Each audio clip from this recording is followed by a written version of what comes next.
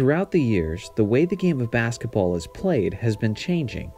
In the late 1970s, the three-point shot was introduced, which was the beginning of the shot that would define the NBA decades later. Throughout the 80s, there was lots of exciting fast-break basketball that was often countered with extremely physical defense. Based on the way defense was played, based on the rules of the league at the time, and based on the priorities of the teams, much fewer three-point shots were taken during that era. In the 80s, teams were shooting an average of anywhere between just 2 and 6 three-point shots a game. Throughout the 90s, the number of threes increased a bit to anywhere from 7 to 16 three-pointers a game.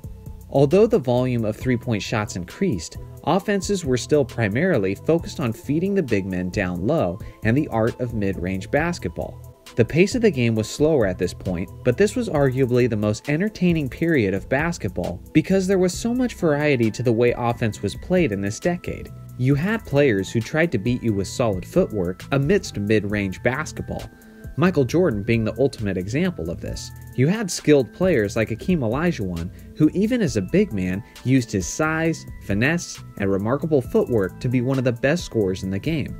Then you had a center like Shaquille O'Neal, who simply tried to bully you and overpower you. On top of this, you had shooters like Reggie Miller and Allen Houston, who kept the floor spread and who were unique threats from distance. You had guys like John Stockton, who weren't even looking to shoot but simply facilitate an offense. Charles Barkley, who wasn't a reliable perimeter shooter but loved to play with his back to the basket and bully players often that were bigger than him.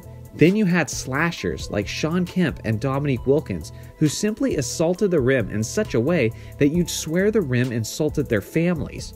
This was the rich and diverse NBA of the 90s that had so many different styles and different formulas of elite offenses. Now, this is the NBA of our modern day. Griffin, fake the pass. LeBron for the tie. For NBA history. Irving for three. Luka with the step back three. Russell three. Steph hiding behind Jordan. Bellinelli. Why not? Eric Gordon. And a lot of people say, well, that step back is a walk, but the referees say it isn't, and there's Harden with another ball. It's no secret that the NBA is all about three-point shooting now. NBA teams are now shooting an astonishingly high 34 three-pointers per game. About 38% of the shots each game are three-point attempts. If the NBA continues on the trajectory it's on, within the next few years, half the shots in every game will be three-point attempts. It doesn't matter how big or small you are, it doesn't matter if you're a point guard, a power forward, or a center. No matter who you are on the floor, you're expected to shoot threes to be successful. It's led some to call this era the era of positionless basketball. Why is it called positionless basketball, you ask? Well, to be frank, it's because everyone looks the freaking same. You've got 6-foot guards hoisting transition threes, and you've got 7-foot, 250-pound centers hoisting transition threes. Players who typically can't shoot threes are now given standing ovations when they finally hit a three because in this NBA, everyone is expected to shoot them. The Ben Simmons first three-pointer excitement would have never happened in the 90s because no one would have cared if he could make a three or not, because his talent in the 90s would have still been recognized even without the three ball.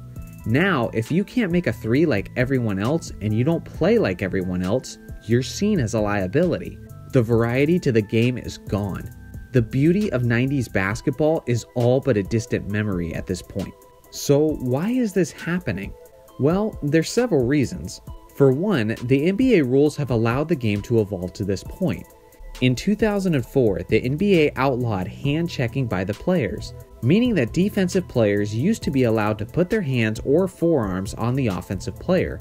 You could use this advantage to crowd the player or even steer the offensive player in the direction you wanted him to go.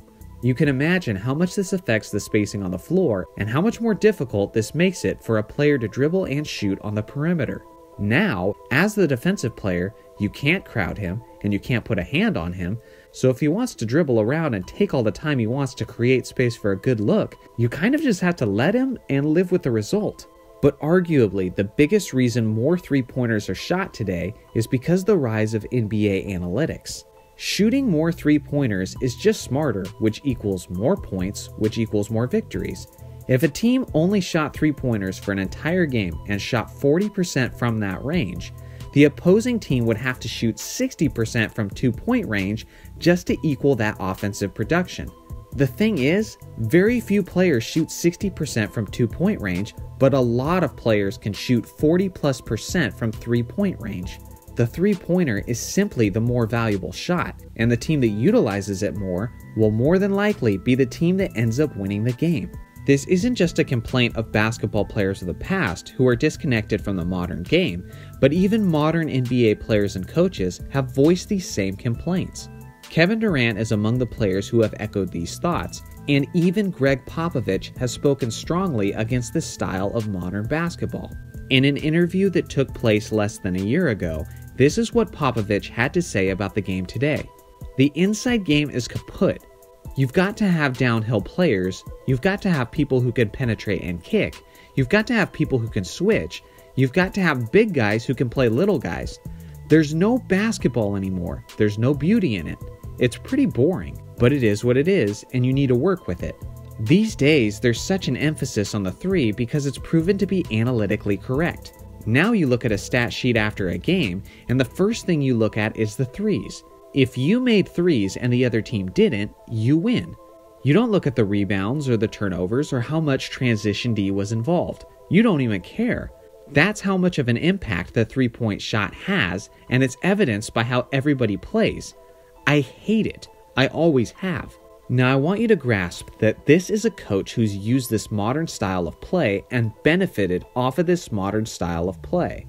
He's won championships by taking advantage of analytics and the 3-ball. When even the greatest and most successful coach of this generation of basketball has to admit that this generation of basketball is boring and that he hates it, well then you know you have a problem. The NBA needs a solution badly, but before I suggest my solution, let me tell you what is not the solution: a 4-point line.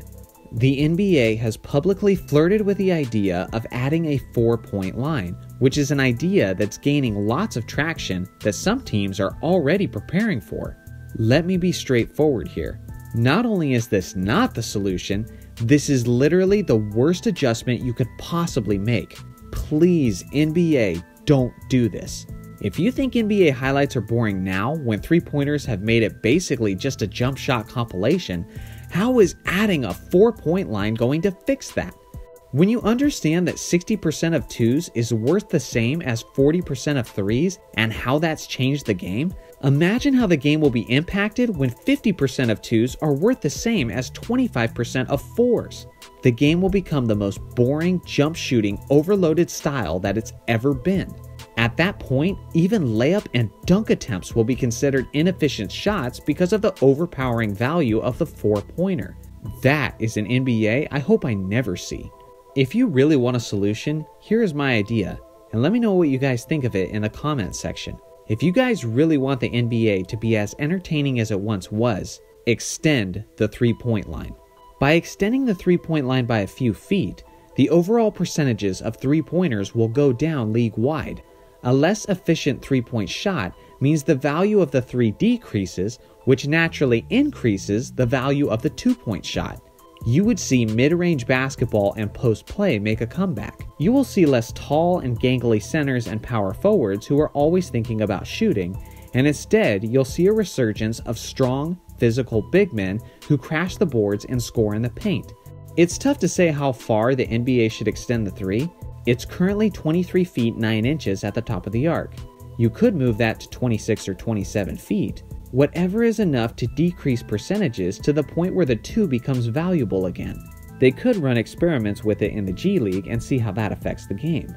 A deeper 3-point line would mean players like Steph Curry, Damian Lillard, and Trae Young would have an even greater value, which I'm for. If you can consistently hit jumpers from 30 feet like they can, you should stand out because of it. This change and new challenge would spark excitement amongst NBA fans and rejuvenate a lot of old school NBA fans who miss the days of more diverse basketball. The tricky part is, what do you do about the corner 3s? The 3-point line on the corners is 22 feet, but you only have 3 feet of space between the 3-point line and the out of bounds line. so extending the 3 on the corners isn't really an option. I'm open to ideas, but there's several ways you could handle this issue. 1, you could just keep the 3-point corners at 22 feet, and it would then easily be the most valuable and sought-after shot in basketball. 2, you could just eliminate quarter 3s and have the arc head straight out of bounds on both wings. Or 3, you could eliminate corner 3s but have a zone for corner 3-pointers that's only in effect during certain time frames. For example, like the final 2 minutes of each quarter. I understand any of this would be a big change, but it's something the league is hurting for, and the NBA has never been afraid to make drastic changes to improve its product. Let me know in the comments section if you agree that this is the way to fix the NBA's jump shooting problem. Make sure to like and subscribe for more NBA content, and I'll see you guys in the next video.